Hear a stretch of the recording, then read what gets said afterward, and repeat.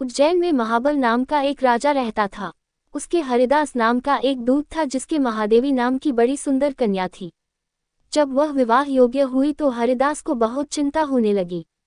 इसी बीच राजा ने उसे एक दूसरे राजा के पास भेजा। कई दिन चलकर हरिदास वहां पहुंचा। राजा ने उसे बड़ी अच्छी तरह से रखा। एक दिन एक ब्राह्मण हरिदास के पास आया। बोला, तुम अपनी लड़की मुझे दे दो। हरिदास ने कहा, मैं अपनी लड़की उसे दूंगा जिसमें सब गुण होंगे।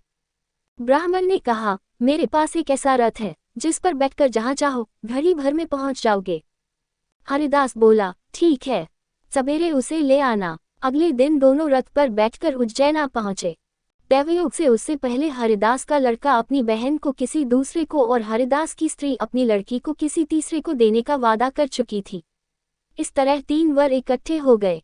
हरिदास सोचने लगा कि कन्या एक है, वह 3 है, क्या करे। इसी बीच एक राक्षस आया और कन्या को उठाकर विंध्याचल पहाड़ पर ले गया।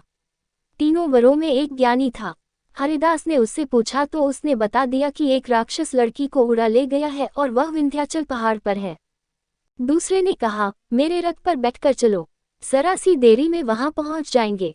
तीसरा बोला, मैं शब्दवेदी तीर चलाना जानता हूँ, राक्षस को मार गिराऊंगा। वे सब रथ पर चढ़कर विंध्याचल पहुंचे और राक्षस को मारकर लड़की को बचा जाए। इतना कहकर बेताल बोला, हे राजन, बताओ वह लड़की उन तीनों में से किसको मिलनी चाहिए। राजा ने कहा, जिसने राक्षस को मारा उसको मिलनी चाहिए, क्योंकि असली वीरता तो उसी ने दिखाई, बाकी 2 ने तो मदद की। राजा का इतना कहना था कि बेताल फिर पेड़ पर जा लटका और राजा फिर उसे लेकर आया तो रास्ते में बेताल ने छठी कहानी सुनाई।